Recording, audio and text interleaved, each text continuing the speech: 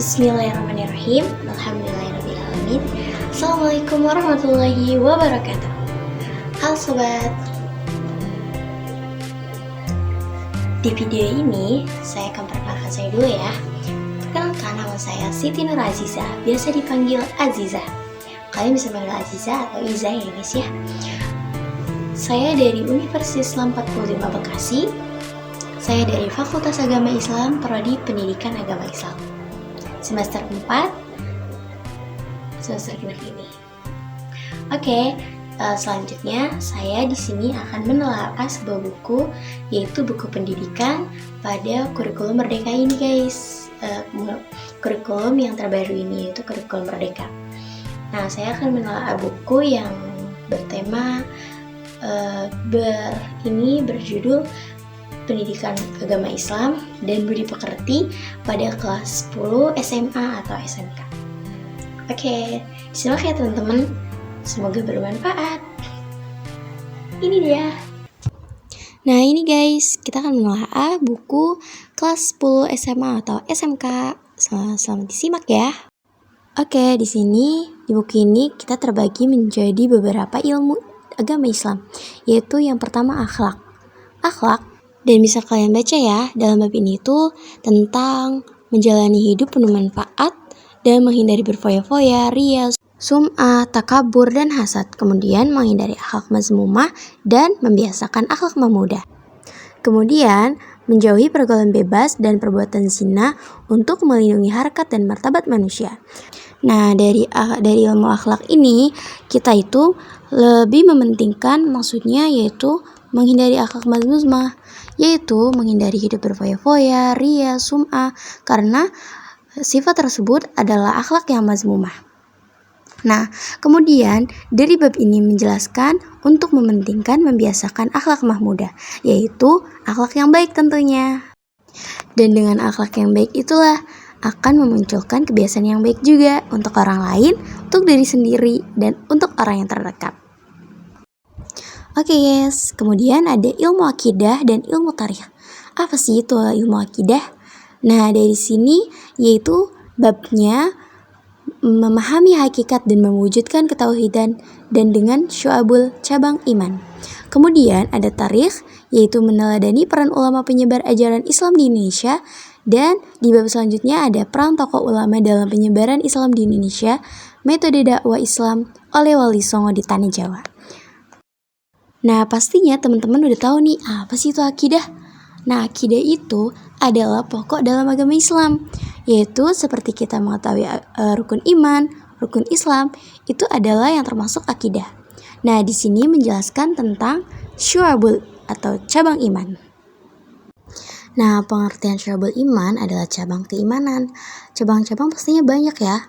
Nah, di sini ada 6. Ada rukun iman, yaitu terbagi menjadi 3 bagian.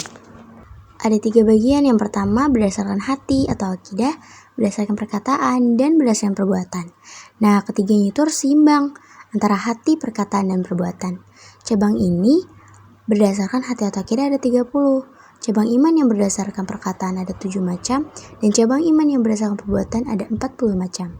Nah, dari sinilah akan dijelaskan tentang cabang-cabang iman tersebut. Nah, dari salah satu cabang iman itu seperti iman rukun iman, kemudian seperti kita bersuci dari najis, itu iman. Dan dari hadis Nabi SAW juga mengatakan bahwa malu juga sebagian dari iman. Kemudian kebersihan itu dari iman. Nah, itulah yang dimaksudkan cabang-cabang iman. Itu contoh salah satunya. Dan dari materi ini menciarkan agama Islam juga sebagian dari iman loh teman-teman. Seperti kita berdakwah untuk menyebarkan agama Islam, ilmu agama Islam. Nah, itu adalah termasuk cabang iman juga. Kemudian mengagungkan Allah, itu adalah cabang dari iman. Nah, itu ya teman-teman. Nah, selanjutnya yaitu bab tentang ilmu tasawuf. Nah, ilmu tasawuf ini babnya yaitu hakikat mencintai Allah SWT, khauf, raja, dan tawakal kepadanya. Kemudian ada ilmu fikih, yaitu dengan bab berjudul asuransi, bank, koperasi syariah untuk perekonomian umat dan bisnis yang maslahah. Kemudian ada ilmu usul fikih, yaitu menerapkan al-kulliyatul al-khamsah dalam kehidupan sehari-hari. Nah, akan dijabarkan nih di slide selanjutnya. Tetap pantengin ya teman-teman. Di bab tasawuf ini ada hakikat mencintai Allah, yaitu dengan khauf, raja, dan tawakal. Nah, khauf adalah takut kepada Allah. Khauf itu artinya takut. Nah, takut kepada Allah dengan mempunyai perasaan khawatir akan azab Allah yang akan ditimpakan kepada kita. Kemudian ada raja. Raja itu mengharap ridho, bukan penguasa ya teman-teman. Raja itu artinya mengharap ridho, rahmat, dan pertolongan Allah. Kemudian ada tawakal. Kata tawakal dalam bahasa Arab yaitu tawakul, artinya berserah dan bersabar. Nah, dari pengertian tersebut itu adalah hakikat mencintai Allah Subhanahu wa taala dengan rasa takut, kemudian mengharap ridho, dan selalu berserah diri kepada Allah Subhanahu wa taala.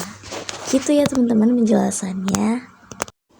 Nah, di bab selanjutnya yaitu tentang ilmu fikih, yaitu babnya asuransi bank koperasi syariah untuk perekonomian umat dan bisnis yang maslahah.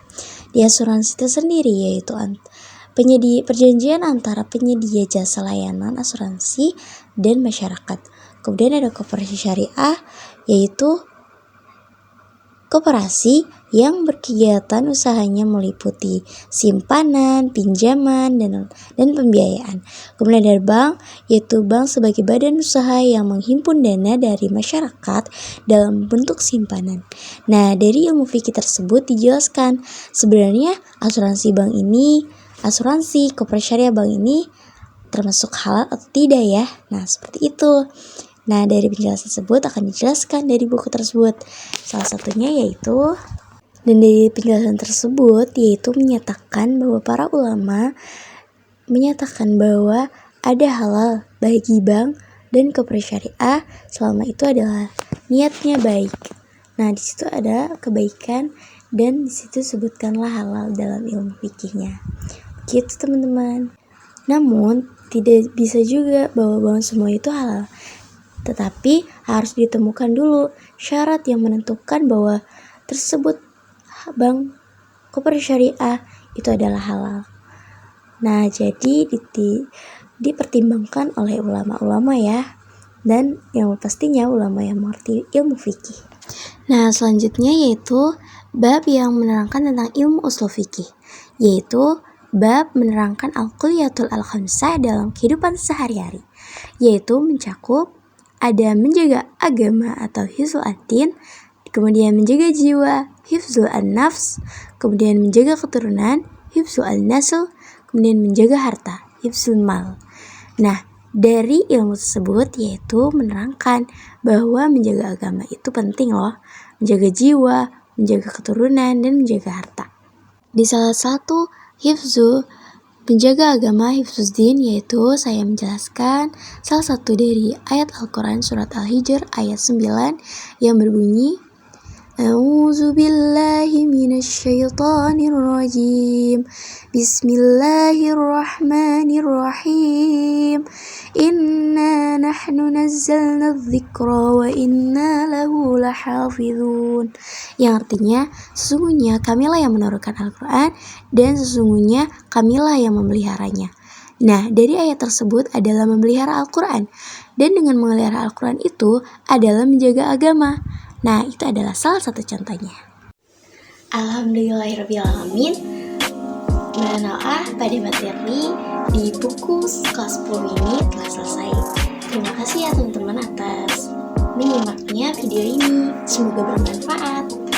Dan mohon maaf bila ada kesalahan dari saya, karena kesalahan tersebut dari diri saya sendiri dan kebenaran itu hanya datangnya dari Allah. Oke, terima kasih ya. Jazakumullah khairan katsiran.